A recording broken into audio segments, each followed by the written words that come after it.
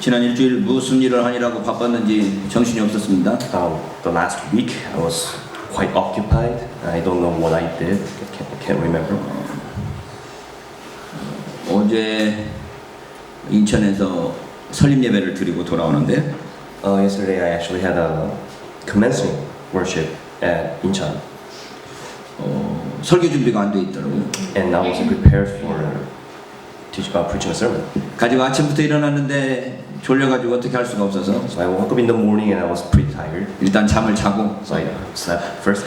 설교를 준비하려고 그러니까 로마서 준비하기가 너무 힘들었습니다. And then I was trying to prepare for a sermon on Romans, but it was difficult. 그래서 오늘 모처럼 지난주에 부활절 예배에 이어서 좀 제목 설교를 좀 해보자라는 생각이 들었어요. So since I was tired, so probably it's good to actually continue the sermon starting from the last week. 어제 교회에 설립 예배를 가서 말씀을 전하게 됐는데 So this commencing worship, it's first worship, that's why I was preaching. 물론 설교는 다른 분이 하셨고 저는 격려사를 했습니다. So I wasn't the one who was preaching the sermon, but I was doing the ceremonial or congratulatory speech. 격려사가 아주 어려운 말이네요. Congratulation은 축사라고. Congratulatory speech, okay. 축사라고 하고 격려하는 말, encourage? encourage announcement 정도 될 것 같아. 어쨌든 격려하는 말을 제가 하면서 Some sort of speech. 교회가 무엇인가에 대한 고민을 같이 And 해봤습니다. actually I had a question about what is the church about. 개척하는 교회 그 입구에 보니까 아파트 상가였는데 So the church, you know, where is it established at is actually it's in front of the apartment complex. 주위에 그냥 십자가 종탑만 해도 몇 개 보이더라고요. There are many church bells and the stifles. 그 순서 받으신 목사님 한 분이 주위에 자기 눈에 5개를 확인했다고 말하더라고요. The one who was preached the sermon actually said he actually saw 5.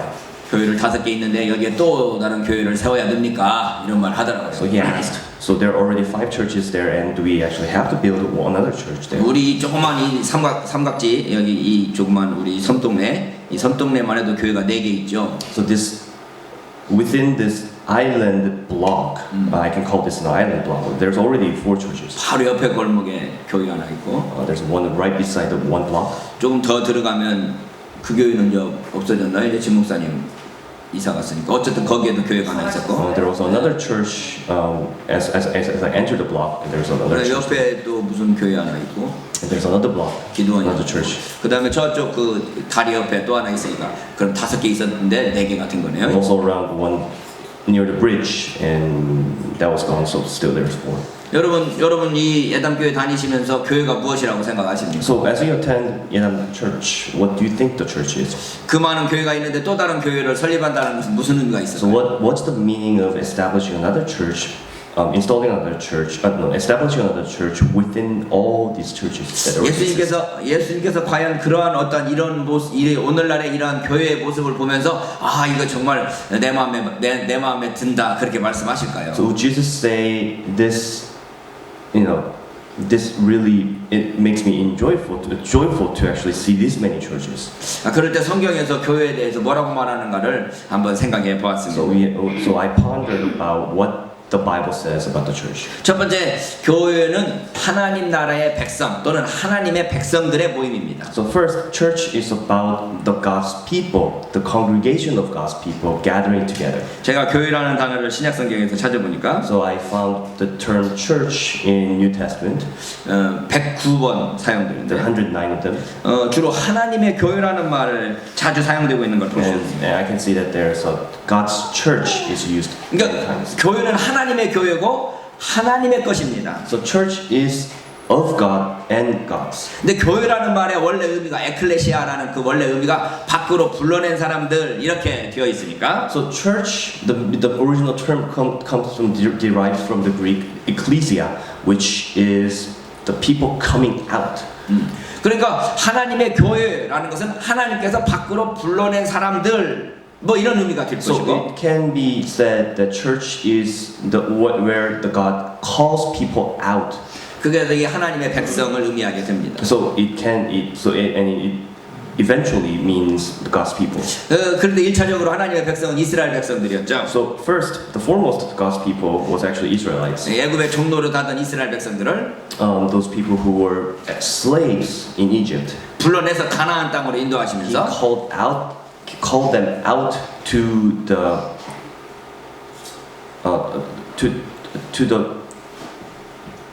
to the wilderness, 투 가나안 to Canaan. 가나안으로 인도하시면서 그들을 하나님의 백성으로 삼으신 거죠. To Canaan, and he made them as God's people. 그래서 이스라엘이 원래 1차적인 하나님의 백성이었습니다. So Israelites were foremost the God's people. 그래서 사도행전 7장 38절에서 스데반이 설교하면서 So as Stephen teaches sermon in 액트 7 in Acts 7.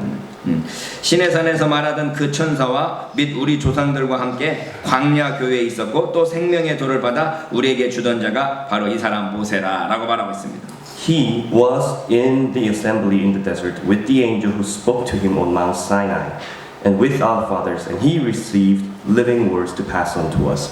광야 교회라는 단어가 나오는데 So we can see the term here, assembly in the desert. 여기는 어셈블리라는 표현을 쓰네요. So it's actually the Korean translation actually uses the term church. 뭐 이 총회라는 말로 되어 있는 게 이 뭐랄까요? 이 신약 성경에서 교회라는 말로 번역되어 있어서 에클레시아라는 말로 번역되어 This 있어서 assembly is translated into the term church, ecclesia. 신약 성경에서 이스라엘 백성들의 공동체를 교회라고 부르는 유일한 구절인데 So this passage is the only place where you actually find the usage of the ecclesia. The church.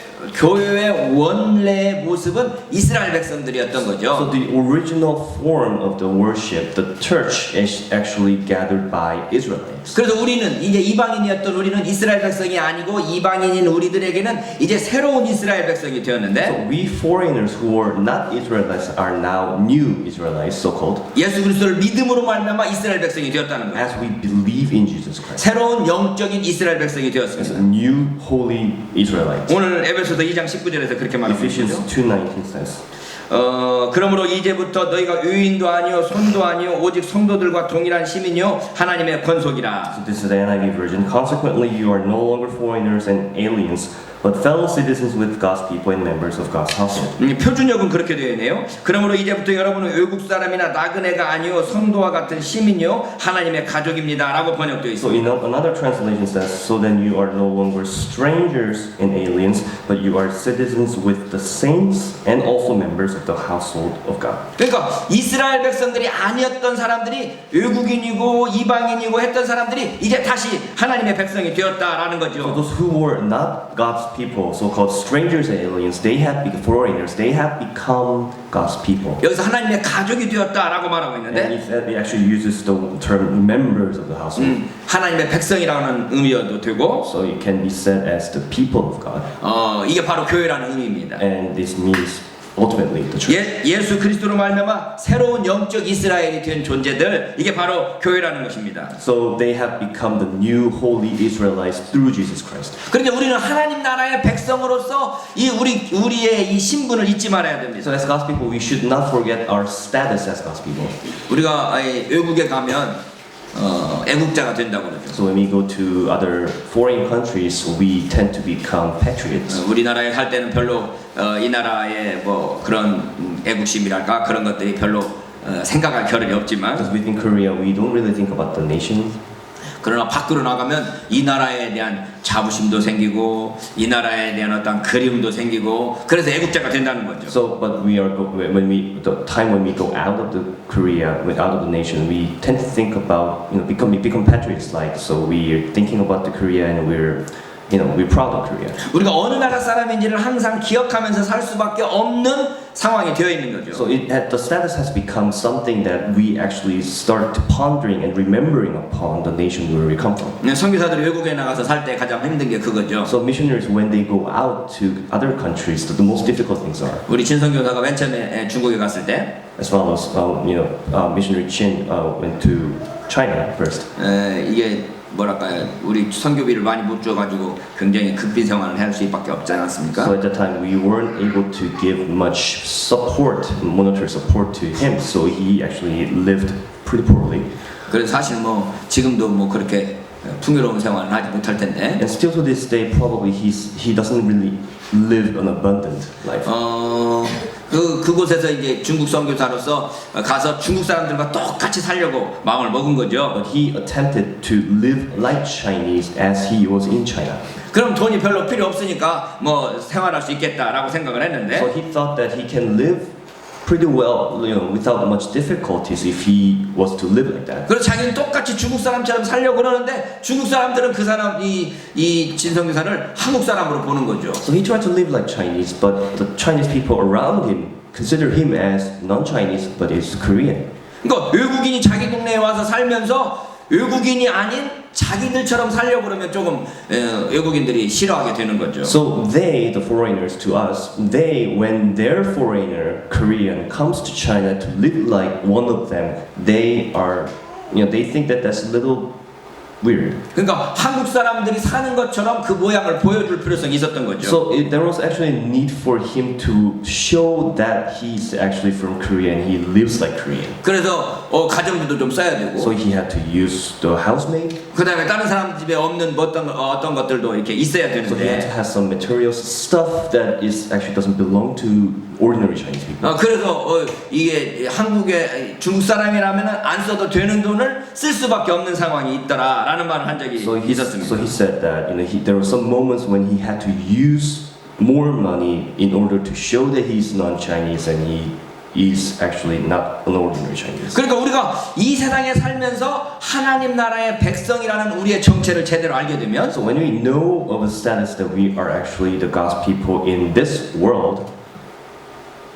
우리가 세상 사람들과는 다른 무언가를 가질 수밖에 없고 세상 사람들이 우리에게 기대하는 거가 다를 수밖에 없게 so 된다는 이야기입니다. that means that we have something that is different from the people outside the secular world. I can say, and those people actually expect something different from us. 그러니까 우리가 세상 사람들이 우리를 어떻게 기대하고 있느냐를 기억해야 되고. So these worldly people, how they see us and what they expect of us, we should know. 그러면 우리가 어떻게 하나님의 백성으로서의 살 것인가에 대해서 고민할 수밖에 없다라는 이야기죠. Then it becomes a question to us how to live like God's people among these people. 그래서 에베소서 4장에서 바울은 이렇게 말합니다. So Ephesians, Paul says, 그러므로 주 안에서 갇힌 내가 너희를 권하노니 너희가 부르심을 입은 부름에 합당하게 행하라는 것입니다. 4장 1절. as a prisoner for the Lord, then I urge you to live a life worthy of the calling you have received. 하나님께서 우리를 부르셨다 그러면 그 부르심에 합당한 생활을 해야 된다는 이야기죠. When you are called by God, then you have to live a life worthy of that. 그러지 않으면 저 사람이 정말 하나님으로부터 부름을 받은 사람인가라고 주위에서 오해할 수밖에 없습니다. If not, the people around him is going to question whether he is actually the one who was called by God. 자기가 지금 누구로부터 부름받았는가를 정확하게 알아야 된다는 So you 이야기죠. have to know where your calling's from. 지금 대통령 선거가 한창인데 There's a presidential election going on. 보통 사람들이 자기가 어느 라인에 서 있는지 대충 다 The 알으시지요. ordinary people know where they belong to and where they stand. 저보러 자꾸 안철수 라인이라고 막 물어보는데 Some people keep telling me that you're the candidate ends line. 나는 그러지 않은데 사람들이 나를 오해하는 이유가 있죠. So I say no, but there's some reason why people think that way. 당신이 어쨌든 국민의당에 가서 출마를 했었으면 그 안철수 사람 아니냐 뭐 이렇게 말하는 So 거죠. you have actually entered the People's Party before, so you must belong to the People's Party and you actually support that. 근데 저는 사실 어쨌든 노빠니까 But I am the enthusiastic supporter of President No, the past. 그러니까 이게 좀 사람들이 오해를 할 가능성이 많이 있는 So 것 there's 같아요. some reason why people makes mistakes. But 나는 그런 마음, misunderstand. 나는 이런 마음 가지고 했는데 상대방은 내 겉모양을 보고 다른 생각을 할 수밖에 없는 거죠. So I had this motive, but people think the other way because of the outward look. 그러니까 우리가 우리 생각을 가지고 하는 것이 중요한 것이 아니라 내가 하는 그 행동에 의해서 다른 사람들이 나를 어떻게 이해하느냐를 좀 생각할 필요성이 있을 것 So 같아요. it's important that we should consider how it's not about the motives that we have, but it's actually the actions that we take that is shown to the people and how they react to it. And we should consider it. 그러니까 하나님께서 우리를 부르셨다 그런다면 하나님께서 나를 부르신 그 부르심 받은 사람으로 합당한 삶을 살아가야 된다는 거죠. So eventually, when God called us, we have to think how we live a life worthy of being called by God's people. 에베소서에서 우리에게 그런 모양으로 권면하는 덕목이 무엇입니까? So how does Paul in Ephesians talk about it and teaches us? How 2절에 보면 in verse 2, 모든 겸손과 온유로 하고 be completely humble and gentle, 오래 참음으로 사랑 가운데서 서로 용납하라 그렇게 말하고 있어요. and be patient bearing with one another in love. 여기 보면 몇 가지 단어가 So 나오네요. there are few terms: 겸손이 나오고 humble, 온유가 나오고 gentle, 오래 참음이 나오고 being patient, 사랑이 나오고 love, 그다음에 용납함이 나오고 and actually it's not here, but it's acceptance. 그다음에 평안에 매는 줄로 성령이 하나 되게 하신 것을 힘써 지키라고 말합니다. And he continues to make every effort to keep the unity of the Spirit through the bond of peace. 하나가 되라는 거죠. Be one. 너희들은 예수 믿는 사람인데 왜 이렇게 갈라져 싸우냐? 라고 말하면 할 말이 없게 되는 So 거죠. we cannot say much more when people say, "Hey, you guys are Christians, but you guys are divided. How come?" 그러니까 우리가 하나님의 부르심을 받았으면 이러한 덕목들이 우리의 삶 속에 나타나야 된다는 거죠. If we're called by God's people, we have to show these elements, these characteristics. 하나님의 백성인 교회가 바로 이러한 모습이 나타나줘야 된다는 거죠. If the God's church is called by God, then we have to show this.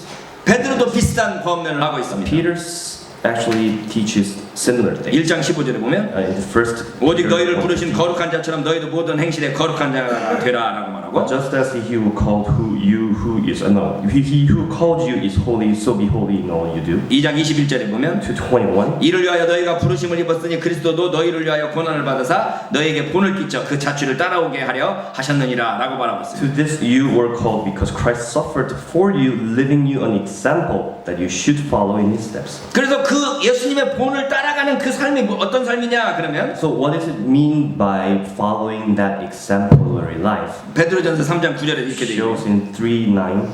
악을 악으로 욕을 욕으로 갚지 말고 도리어 복을 빌라. Do not repay evil with evil or insult with insult, but with blessing. 이를 위하여 너희가 부르심을 입었으니 이는 복을 유업으로 받게 하려 하심이라. Because to this you were called so that you may inherit a blessing. 악을 악으로 갚지 말고 욕을 욕으로 갚지 말라는 거예요. So don't pay, insult with insult or evil with evil. 우리 한국의 역사는 참 불행해서 The history of Korea is actually pretty, it's 특별히 pitiful. 근대 역사가 불행의 연속이죠. Especially the modern days. It's actually 나라가 망해버렸는데 the country is gone. 다른 나라 일본이 우리나라를 침략해서 우리를 다스렸고 But Japanese came in to occupy us, 해방되는가 했더니 and we thought that we were going to liberate from them. 강대우격에서 두 나라가 갈라져 버렸고 But the country is divided by two countries. 그리고 나서 갈라진 두 민족이 갈라진 그 두 나라가 서로 싸우는 전쟁까지 And 해버리고 these two